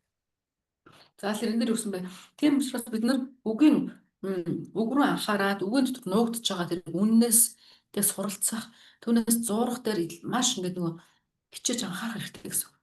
네, 진리를 확실히 붙잡은 사람은 이제 과거에 자기가 의지하고 살던 세상 것들을 과감하게 다 버려야 됩니다. За тэгээд өмнөөс батцуурсан хүмүүс дараад нь яадаг гэхээр энэ дэлхийн одоо дэлхийтэй холбоотой бүх зүйлсүүдийг орхиж эхэлдэг. 그래서 진리되는 말씀을 붙잡고 말씀대로 자기를 만들어 나가는 일을 계속해야 됩니다. Тэгэхээр бид нар тийм учраас эхний ээлжинд өвнөөс аваад өвнөөс зуураад тий өвгний дагуу өөрийгөө босгон байгуулах гэдэг нэг хичээх хэрэгтэй гэсэн. 왜냐면요, 말씀대로 만들어진 것만 영원히 상급으로 남아있는 것이고 말씀대로 되지 않는 것은 다 없어지고 마는 것입니다. За тэгэхээр хэвэл үгийн дагуу ягаад тэгэхээр үгийн дагуу болсон зүйлс мөнхөд үлддэг гэсэн. Харин үгийн дагуу биш зүйлсүүд яах вэ? Тэдгээр нь устгагдах болно гэсэн мэт. 그래서 자기 것을 팔아서 진리되는 진주를 구해야 됩니다. Тэгээ тийм учраас бид нэр өөрт байгаа зүйлсийг зараад чамаагүй тэр үнтэй тэгээ эрдэнэ болсон зэрэг сувд шиг үгийг авах хэрэгтэй. 어떤 사람이 성공한 사람이냐? 진리 하나 확실히 붙잡고 나간 사람이 성공한 사람입니다. За тэгэхээр бид нар тэгээ амжилттай хүн гэж ярьдаг ш тийм тэгвэл ямар хүн амжилттай юм бэ? Гэх юм бол үннээс бүрэн зурж байгаа хүн амжилттай гэсэн. 누가 뭐라고 그래도 거기에 치우치지 않고 진리를 굳게 붙들고 나가는 사람이 하나님 앞에 복 받고 잘 되는 길로 가는 사람입니다. За тэгэхээр хэн юу гэж байсан ч гэсэн те үннээс зурдаг хүмүүс л яадаг вэ? Тэгэхээр хахахгүй. 그다음에 24절부터 30절까지는 이제 그 자기 보화와 오빌의 금을 버리라는 말씀이 있습니다.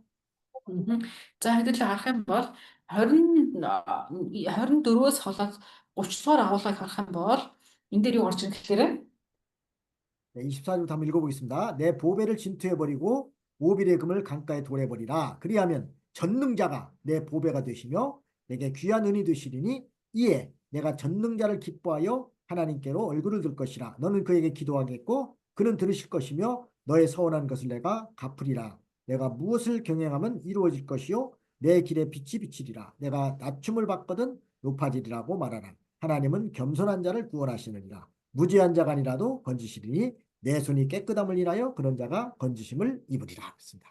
Мгм. За алтыг шороонд буулж оферийн алтыг горхины чулуунуудын донд орхих хаваас төгс өчид нэгэн чиний алт болон шилмэл мөнгө болох болно. Учир нь тэгэх хаваас чи төгс өчид нэгний таалалд оршиж нүрээ бурхан өргөх болно. Чи түүнд залбирах бөгөөд тэр чамайг сонсох болно. Чи ам өчгөөч биелүүлэх болно. Чи ямар нэгэн хэрэг таслахад тэр нь чиний төлөө бүтэмжтэй байж зам дээр чинь гэрэл гийх болно. Тэд чамайг дорд болгоход чи итгэлтэйгээр ярих болно. Тэрээр даруй хүнийг аврах болно. Тэрээр гэмгүйг аврах бөгөөд гарын чин цэврээр дамжин тэр аврагдах болно гэв. Амен. 예.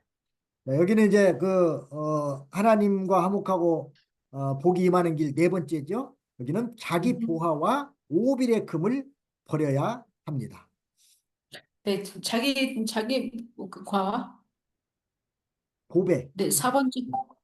자기 보배라고 했죠. 보배, 자기 보배와 오빌의 금을 버리라. Мгм. За одоо энэ чинь нэг тэр хин Элифас хэлээд байгаа шүү дээ тийм ээ дөрөв дэх агуулгыг хэлэх гэж байгаа гэсэн байхгүй юу. За чи бурхантай эвлэж хамар тайван олыг үл яана гэсэн бэ. Өөрийгөө одоо өөрийгөө үгүйсгэр гэсэн тийм ээ. 이 말은 뭐 한마디로 말하면은 재물에 대한 욕심을 버리라는 뜻입니다. Мгм. За шууд утгаар болохоор чинь одоо эд хөрөнгөн рүү хандсан тийм юг шундлыг болоорой гэсэн үг. 이렇게 자기가 가지고 있는 그 보화를 마치 티끌과 같이 여기라는 것입니다. Мгм. Өөрөөр хэлэх юм бол танд байгаа тэр одоо эрдэнэ мэд тэр зүйлсүүдийг хамгаал гэсэн тийм. 이게 마치 자기가 보화와 같이 보배와 같이 소중하게 여기던 것들 그것 때문에 믿음을 지키는데 방해가 된다면은 그것을 티끌과 같이 여기라는 것입니다. 버리라는 Тэгээ 거예요. хэрвээ одоо яаш вэ чинь танд байгаа зүйлсүүдийг тэг бид нэр яах ёстой гэсэн бэ? Одоо эзэн рүү одоо өргөх хэрэгтэй гэсэн тийм ээ. 아브라함은 뭐 본토와 친척과 아비집을 버리고 하나님 말씀만 따라갔습니다. Тэгээ Авраам яасан бэлээ? Өөрийнхөө төрсөн нутаг төрөл саданг орхиод зөвхөн бурхныг дагсан тийм ээ. 근데 내가 믿음 지키는데 방해되는 것이 그것이 바로 다 내 보화와 같은 것들인데 그걸 과감하게 버리라는 것입니다. Мгм. Бид нэр ямар нэгэн байдлаар гэдэг гэхээр итгэлээр авах гэхээр заавал нэг миний ямар нэг юм цаг болох гээд байдаг. Тэгвэл тэрийг яасан гэхээр тэр чинь нэг талаараа миний хувьд л одоо надад байгаа эрдэнэ тий одоо алт эрдэнэ шиг зүйл болчиход байгаа гэсэн. Тэгэхээр тэрийг ч гэсэн бид нар яах вэ? Авах ёстой гэж хэлж байна. 이게 아브라함이 본토와 친척과 아비집을 버리고 하나님 말씀을 따라간 것은 하나님의 말씀이 그것들보다 더 큰 보배를 여겼기 때문입니다. Тэгээ яагаад бид нар орхих ёстой гэсэн чинь Бурхны одоо эсрэгээр нь танд үлдэх Бурхны үг чинь урд нь миний хадгалах гэдсэн тэр алтнаас ч үнэтэй штэ гэж хэлж байна. 우리도 나한테 무엇이 더 큰 보배인가를 분명히 깨달아야 합니다. Бид нэр одоо тэгээ надад аль нь илүү аль нь илүү өгөөчтэй эрдэнэ вэ гэдгийг бид нар бас боддог болох хэрэгтэй. 육신의 보화는 영원히 자기를 행복하게 해주지 못합니다. За тэгээд хүний махбодтой холбоотой тийм махбодыг дүүргэх гэдэг тэр одоо эрдэнэстэй тэр өмнөх зүйлсүүд яадаг гэхээр мөнхөд байна гэж байдаг. Мөнхөд намайг дүүргэнэ гэж байхгүй. 그리고 세상을 떠날 때에는 그것들을 하나도 가져가지 못하는 겁니다.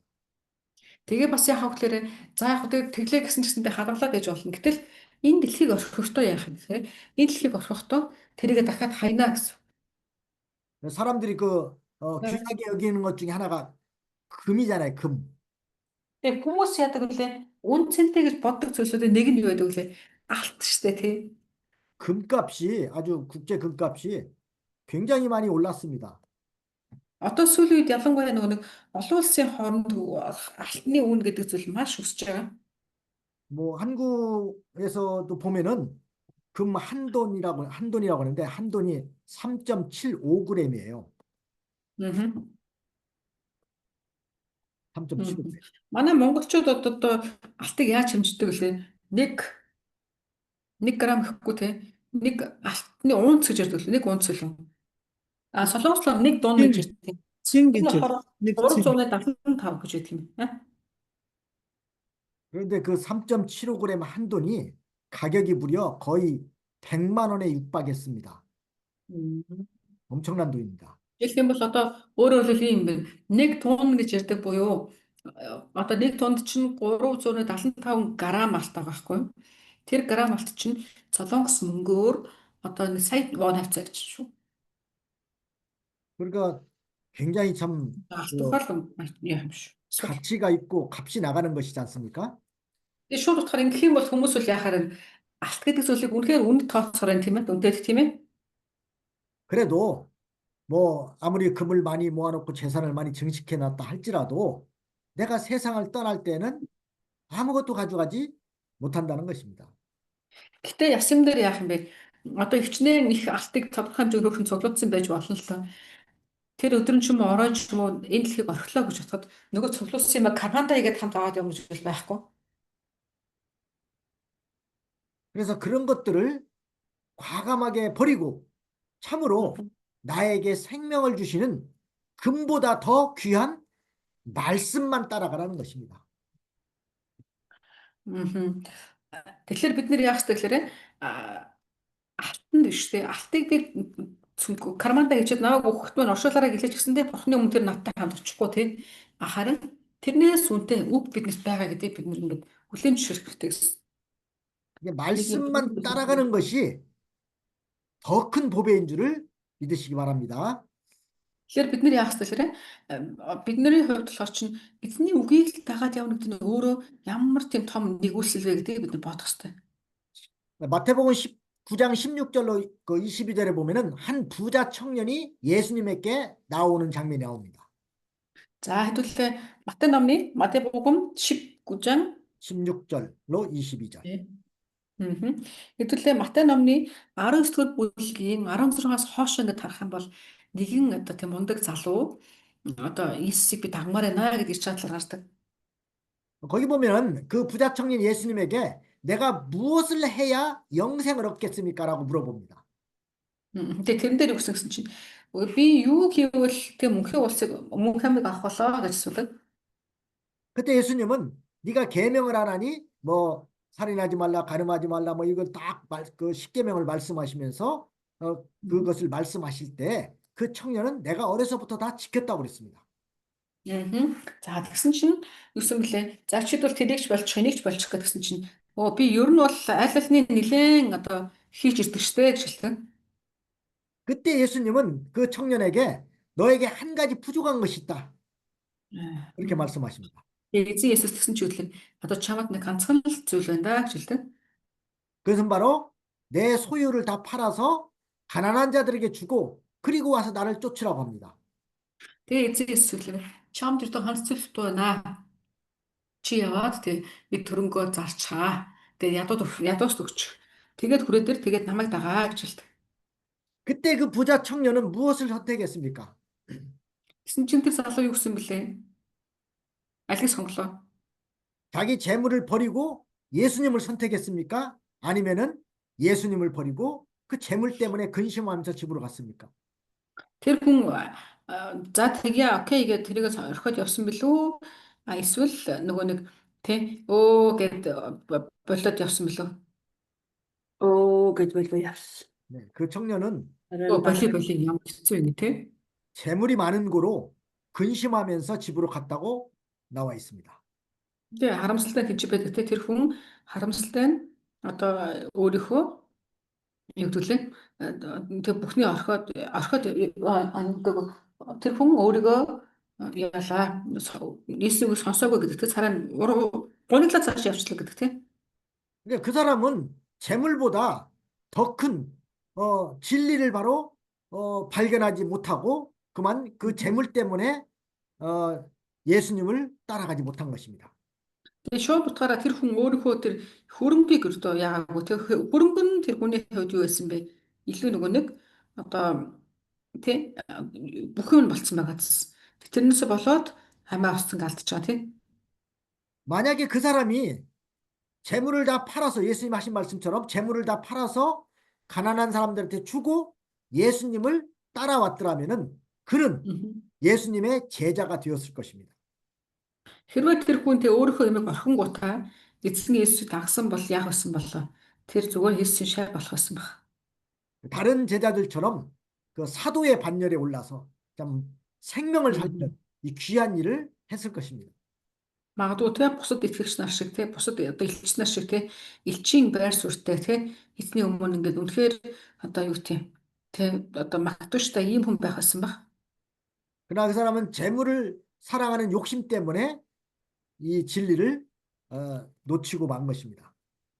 Харамсалтай тэр хүн тэр эд хөрөнгөө хайрлсан те тэрнээсээ болоод одоо энийг алдсан байж. 그래서 마태복음 19장 16절로부터 보면은 그 Мгм. 보물을 하늘에 쌓아두라고 말씀하고 있습니다. Мгм. За Матай номны 19-ийн 16-аас хойш харах юм бол юу гэхээр чинь түүний эд хөрөнгөний маш их ингээд эд хөрөнгөтэй гэж гарч байгаа. Бүгдийг нэг одоо яатсан хадгалсан байсан гэж гарч байна. 잠깐만요. 보물을 하늘에 쌓아두라는 말씀을 제가 잠깐 못 찾았는데요. Мгм.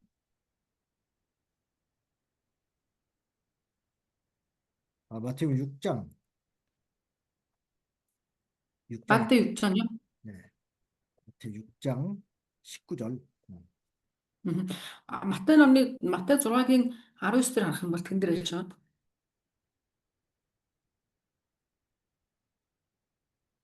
Эд хөрнийг тэнгэрт байлгаач ээ, хураагач ээ гэсэн агуулга байгаа. 네, 마태 6장 19절에 뭐 너희를 위하여 보물을 땅에 쌓아두지 말라. 거기는 좀과 동룩이 해하며 도적이 구멍을 뚫고 도적질하느니라. 오직 너희를 위하여 보물을 하늘에 쌓아두라. 거기는 좀이나 동룩이 해하지 못하며 도적이 구멍을 뚫지도 못하고 도적질도 못하는 것이니라. Мгм. За энэ дэр газар дээр өөрсдөө эд баялаг бүү хураа. Тэнд хэвэн хорхой ба зөв идэж сүйтгэдэг хулгай чивдэж ороод хулгайлд юм аа. Харин өөрсөддөө эд баялагийг тэнгэрт хураа. Учир нь тэнд хэвэн хорхой ба зөв идэж сүйтгэдэггүй хулгайлж чивдэж ордоггүй хулгайлдаг юм аа. Амен. 그래서 내가 의지하고 사는 것들 다 버리고 하나님의 말씀만 따라가야 된다는 것입니다. За энэ дээр хэлэх юм бол те бид нэр чи яа гэсэн бэ? Итгэн найдаж байгаа. Тэ тийм зүйлсүүдэд орхиоч ээ гэж хэлж гисэн байна. 그리고 내게 있는 것으로 만족할 줄 알아야 됩니다. Тэгэхээр бид нэр танд яг одоо надад байгаа гэдэг тэр зүйлсүүдээр бид нэр сэтгэл ханамжтай болох хэрэгтэй. 아까도 찾아봤지만 디모데전서 6장 8절에 보면은 우리가 먹을 것과 입을 것이 있은즉 족한 줄로 알 것이니라 했습니다. Тэгэхээр бид нэр яг сэтгэлээрээ одоо бид нэр эзэн юу гэсэн бэлээд аяанда чи юу идэх гэж байгаа, юу ууж байгаа бүгдийг мэднэ гэсэн тийм. 또 10절에도 보면 돈을 사랑함이 일만하게 뿌리가 되나니 이것을 탐내는 자들이 미혹을 받아서 믿음에서 떠나서 많은 근심으로 자기를 찔렀다고 했습니다.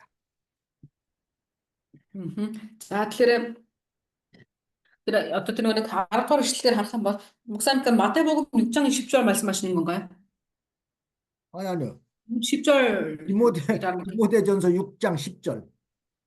야, 디모데 전서. 네, 6장 10절. Нэгдүгээр Тимот 6-гийн 10 дээр харах юм бол тэн дээр бас байж байгаа гэж байхгүй. За нэгдүгээр Тимот 6-гийн 10 дээр юуны талаар байна гэхээр 6-гийн 10 дээр харах. Учир нь мөнгөнд дуурлах нь хамаг муугийн үндэс нь мөн өө. Шунсан зарим нь итгэлээсээ төөрч түнэн зовлонгоор өөрсдийгөө сүлбжээ гэсэн. 그리고 누가복음 12장 15절에도 보면은 예수님께서도 삼가 모든 탐심을 물리쳐라. 사람의 생명이 그 소유에 넉넉한 데 있지 아니한다 그랬습니다. 누가복음 12장 12절. 15절. 15절. 네. Луг 12-ийн 15 дээр үгсэн байгаа гэхээр Эндээр бас тэгээд тэр тэдэнд алив шуналаас өөрийгөө хамгаал болгоомжлоо. Хэн нэгний хэн нэгний амь нь өмч хөрөнгө нэлбэг дэлбэгээс хамаардаггүй штэ гэж хэлсэн байна. 그러니까 Мгм. 하나님께서 내게 주신 것으로 만족하고 욕심을 버리고 항상 감사하는 마음을 가지라는 것입니다. Өөрөөр хэлэх юм бол тийм бурхан танд өгсөн зүйлүүдэд талархаа, сэтгэлээ дүүргээ, тийм түүгээр ингэ талархаа гэж хэлж байгаа ижлэн гэсэн. 하나님께서 현재 내게 그 주신 그것으로 항상 만족하고 감사할 줄 알아야 됩니다. Бид нар яг л хүн яг л бурхан надад өгсөн тэр зүйлсүүдээр бид нар яг л үргэлж нөгөө одоо сэтгэл хангалуун байдлыг ингээ олдог болох хэрэгтэй. 이게 사람은 욕심이 있기 때문에 아무리 좋은 걸 주어도 그걸로 만족하지 못합니다. Тэг хүн гэхдээ яадаг гэхээр шуналтай учраас хичнээн гоё юм өгсөн ч гэсэндээ одоо шунаад л идэг. 그래서 현재의 것에 만족하고 자족하는 마음을 가지지 않는다면은 아무리 좋은 걸 많이 준다 해도 만족하지 못하는 것이 인간의 마음입니다. Тэг хүн яадаг гэхээр одоо хүн яадаг гэхээр одоо өөрт байгаа зүйлсүүдээр хичнээн одоо өшөө нэмж өгөхлээ гэсэн ч гэсэндээ дахиад нэгчил гэдэг нь хүний сэтгэл байна. 그래서 남과 비교하지 말아세요. 남과 비교하지 말라. Тэгэнгүүт юу гэхээр тийм учраас бусдтай өөрийгөө битгий харьцуулаа гэж хэлсэн. 나보다 더 재물이 많은 사람, 나보다 더 부자를 보고 부러워하지 마세요. Тэгэхээр бид нэр яасан тэр надаас илүү байгаа нэгнийг хараад ч юм уу харьцуулаад ингээд тэгэх нь бол дэмий байгаа. 부자를 내신 분도 하나님이시고 또 가난한 사람을 내신 분도 하나님이십니다. Тэгээ ягсан дээрээ намайг тэ баян болгодгийн ч бурхан намайг ядуурлагдгийн ч гэсэндээ эзнээс өгдөж бас тэ сахлаачуулалт байхыг үсэхгүй. 그래서 우리는 어떠한 환경에서든지 거기서 믿음을 지키는 자가 되어야 된다는 거예요. Тэгэхээр бид нар ямар ч одоо нөхцөл байдалд байсан гэсэн тий. Тэгээ өөрийнхөө итгэлийг ингээд сахдаг байх нь их чухлаа гэсэн. 어떤 사람은 뭐 예수님 믿으라고 하면은 내가 좀 더 좀 나아지면은 좀 형편이 나아지면 그때 다니겠다 이렇게 말하는 사람도 있습니다. Тэгээд зарим хүмүүс яадаг гэхээр эзэн Есүст итгэхэд ирэхлээр за би яадаг гэхээр нөхцөл байдлаа ингээ харж агаад дараад нь болёо гэдэг. 그런데 현재 그 자리에서 믿음 지키지 못하는 사람이 더 좀 형편이 나아지고 더 좋아진다고 그래서 믿음을 지킬 수가 없습니다. Гэтэ ясамнэр яг гэхээр тэрхэн цаг үедээ тийм одоо яг өнөөдөр би байгаа байдалтай итгэлээ сахиж чадахгүй байгаа хүн дараад нь бүх юм сайжрахлаар болно гэдэг бол тэр шиг бодлоо юм байхгүй. 그 자리에서 믿음을 잘 지켜야 된다는 것입니다. Харин бид нэр ахсан тэнцээ тэр байр суурин дээр байх үедээ итгэлийг сахдаг байх хэрэгтэй. 자, 그러면 이제 25절 말씀을 25절 했죠. 30까지 읽었어요, 목사님. 그 25절에 보면 그렇게 하면은 전능자가 내 보배가 되시며 내게 귀한 은이 되신다고 했습니다. За энэ дэр 20 одоо Йов номны 22 дахь авч Йов 22-ыг 25 гарах юм бол төгсчнийг нь чиний алт болгон шилмэл мөнгө болох болоо гэж хэлсэн. 이게 지금 엘리바스가 욥에게 한 말이잖아요. Одоо энэ чинь болохоор ч нэг Элифас Йовт хэлээд байгаа шүү дээ, тийм ээ. 그러나 욥은 사실 재물을 의지하고 뭐 금을 기뻐하는 사람이 아닙니다. Тэгээ ясам дээр Йовгийн хувьд болохоор юу байсан бэлээ? Эд хөрөнгөд тэгтээ дурлаад ч юм уу ингээд байгаа хүн бол биш байсан, тийм ээ. 그게 이제 31장 24절 25절에 보면 그 증거가 나옵니다. Тэгээ тэрний одоо баталгаа нь хаана гарах вэ гэхээр чинь 31-ийн 31-장 욥기 31장 24절. 네. 24절에 네. Йов 31-ийн 24 дээр гарч байгаа. 그 보면 내가 언제 금으로 내 소망을 삼고 정금들어 너는 내 의뢰하는 바라 했던가 언제 재물의 풍부함과 손으로 얻은 것이 많음으로 기뻐했던가 그랬습니다. За энэ дээр харах юм бол юу ч хэлэхээр Йов 31-ийн 24 дээр харах юм бол хэрэг би найдвараа алтанд тавьж шижир алтанд чи миний баталгаа гэж хэлсэн бол 이렇게 그렇기 때문에 우리 성도들은 마음을 재물에 두지 말고 하나님만 바라보면서 하나님 말씀으로 살고 전적으로 하나님께 돌아오면은 하나님께서 이제 그 복을 주신다고 그랬습니다. Мгм.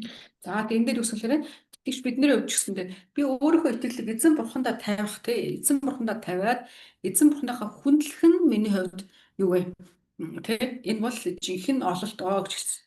그 첫째 복이 바로 25절에 있는 말씀처럼 하나님이 보배가 되시고 생명이 되고 존귀가 된다는 것입니다. За тэгэнгүүт эхний одоо зүйл нь юу вэ? Эзэн өөрөө одоо алтар нь болно. Эзэн өөрөө чамд алтан бас эзэн өөрөө шилмэл мөнгө нь болно гэж хэлсэн. 두 번째 아멘. 복은 26절에 보면은 얘네가 전능자를 기뻐하여 하나님께로 얼굴을 들 것이다. 이게 전능자를 기뻐해서 하나님께로 얼굴을 들게 된다는 것입니다. За тэгээ 26 дээр үгэлээрээ хоёрдугаар нь үгэлээрээ бас яг үгэлээрээ тэгвэл эзэн бурхан чиний төгс хүчин болно гэж хэлсэн. 이게 하나님으로 즐거워하는 사람은 벌써 그 사람은 낙원에서 사는 사람입니다. За тэгэнгүүт өөрөөр хэлэх юм бол эзнэр ингээд юу яаж байгаа гэхээр эзнэр одоо өөрийгөө дүүргэж байгаа хүнд эзэн буцаагаад тэр хүний дүүрэн байдал болно гэсэн. 이제 하나님 앞에서 얼굴을 들게 된다는 말은 하나님 앞에서 부끄러움 없는 자가 되고 또 하나님과 교통하는 생활을 하게 된다는 것입니다. Өөрөөр хэлэх юм бол эзэн бурхны өмнө те өөрийнхөө одоо амаараа бүх зүйлээ орхиод эзний сонгосон хүнд яадаг гэхээр буцаагаад нөгөө хүмүүс чинь одоо эзний хүмүүс эзэн өөрийнх нь тэр хүнд дүүргэлтийг өгдөг гэсэн үг. 그다음에 세 번째는 27절에 보면은 하나님께 기도하면 하나님은 그 기도를 들어주시고 서원한 것을 갚게 된다는 것입니다. За дараад нь 3 дахь нь үгээр чи залбирах юм бол одоо өөрөөр хэлбэл Йов 22-ын 27 дараач чи залбирах юм бол эзэн бурхаа буцаагаад түнд чи сонсож өгнө гэж хэлсэн.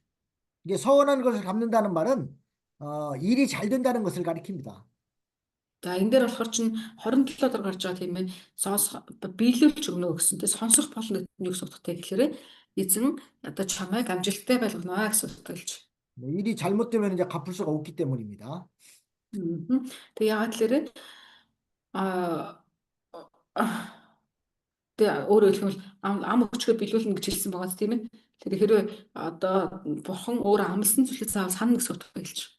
근데 네 번째 복은 그 28절에 보면은 무엇을 경영하든지 다 이루어지고 또 길에는 빛이 비치게 된다고 했습니다. За 28 дээр дахиад юу гэсэн гэхээр чи юу хийсэн байсан гэсэн яа гэсэн бэ? Чиний зам дээр би гэрлийг биелүүл тусгана гэж хэлсэн. 하나님을 의지하고 악에서 멀리 떠나서 하나님 말씀만 순종하면 하나님이 경영을 다 이루어 주시고 실족하지 않게 형통한 길을 열어 주신다는 것입니다. За тэгээ бидний бурхан тий би одоо зурх гэжсэн зүйлсүүдэд төр орхиод эзэн бурхан руу хандаад зуурлаа гэлээ ч гэсэндээ эзэн харин бас миний өмнө зөвлөд бас гэрлийг ингээд тусгаж өгнө гэж хэлсэн. 그다음에 네 번째는 이제 28절에 보면은 아니 네 번째 했나요? 네, 29절인 것 같아요. 다섯 번째인가 이제? 네, 다섯 번째는 29절에 하나님은 이렇게 겸손한 자를 구원하시기 때문에 낮춤을 받더라도 하나님이 높아지게 하신다는 겁니다. За тэгээ 25-д нь болохоор бурхан яг гэхээр өөргөмжлөн гэж хэлсэн тийм. Одоо буцаагаад өөрийгөө сонгож байгаа өөрийнх нь одоо хаанчлалын төлөө анхаарч байгаа хүмүүсийг бурхан өргөмжлөн гэж хэлсэн. 이렇게 하나님의 말씀대로 살면은 반드시 하나님께서 높여주시고 모든 사람 위에 뛰어나게 해주신다는 것입니다. Өөрөөр хэлэх юм бол тийм одоо эзнийг сонгох үед хүмүүс сонгохын тулд хүн өөрийгөө доош буулгах хэрэгтэй болдог тийм ээ. Гэхдээ тэгж буулгагдсан гэлээч гэсэндээ цаг нь болоход эзэн буцаад өргөнөө гэж хэлж өгч. Бүх хүнээс дээгүр өргөнөө гэсэн. 19절 한번 보면은 내가 낮춤을 받거든 높아지리라고 말하라. 하나님은 겸손한 자를 구원하시느니라 그랬습니다. За тэгээ бүр хэлсэн тийм бурхан даруй хүнийг аврах болно гэж хэлсэн 29-ээр харах юм бол. 겸손한 자리에서 하나님을 잘 섬기면은 하나님께서 그 사람을 높여주시는 것입니다. Өөрөөр хэлэх юм бол тийм миний байр суурь даруй байх тусам эзнээс өгөгдөж байгаа нэгүсэл дундаа би өргөгдөх болно гэж хэлсэн. 이게 내가 높아지려고 다른 사람을 누르고 압제하게 되면 결국 하나님은 버리십니다. Тэгэхээр бид нар харин эсрэгээрээ би өөрийгөө өргөх гээд те одоо би гэд ингээд ах юм бол эзэн яах юм. Тийм хүмүүсийг буцаад эзэн доош нь буулганаа гэж хэлсэн байна. 그다음에 이제 여섯 번째 마지막 절 30절에 보면은 무지한 자가 아니라도 회개하고 하나님께로 돌아와서 그 말씀대로만 살면은 그 손이 깨끗함을 인하여 하나님께 건짐을 입는다고 그랬습니다. За тэгээд хамгийн сүүлд нь 6-ад нь үгсэн гэхээр тэр аврах болно. Тэр өөрөө бас цэвэрлэж өгнө гэж хэлсэн тийм. Тэгээ яагаад тэгэхээр одоо тэр дэмгүйг аврах бөгөөд гарын чин цэврээр дамжин тэр аврагт холно гэж хэлсэн. 이렇게 하나님의 말씀대로 사는 자를 하나님이 지켜주시고 또 형통케 하시고 복을 주신다는 내용의 말씀입니다. Өөрөөр хэлбэл Бурхны үгийн дагуу тийм дуулууртай байгаа нэгнийг эзэн өөрөө цэвэрлэж өгнө, эзэн өөрөө аварч өгнө. Бас түүнийг яг гэсэн дээ. Одоо тийм одоо 네, 이 말씀을 곧 하나님께서 우리에게 주시는 말씀으로 받아야 되겠습니다. 네. Тэгээ энэ үгийг те одоо Елифаз Йовт хэлж байгаа юм шиг боловч энэ өдрүүд зөвхөн танд хандаж хэлсэн гэсэн үг байгаа шүү. 물론 엘리바스가 욥에게 한 말이지만은 욥은 사실 신앙이 경지가 높은 경지에 올라와 있는 사람이기 때문에 이 말씀이 해당이 안 되지만은 곧 우리에게 주시는 말씀으로 받아야 됩니다. Одоо Елифаз Йовт хэлж байгаа. Йовгийн хувьд болохоор чинь одоо юу гэх Елифазаар ингэ заалгаад авах тийм төвшний биш те. Харьцангуй өндөр түвшин байсан. Гэхдээ Елифаз тэгж хүлээж авахгүйгээр гэж хэлсэн боловч энэ цагт болохоор хэдүүлээ юу хүлээж авах вэ гэхээр энэ үгийг надад танд хэлж байгаа үг байна гэж хүлээж авцгаая. Амен. 오늘은 여기까지 하도록 하겠습니다. За өнөөдөр энэ үргээ дуусгая. 네, 수고하셨습니다. 네. 네, 수고하셨습니다. 네. 자, 이렇게 돌자. 다음 시간에 뵙겠습니다. 네. 네, 다들 따라 올자.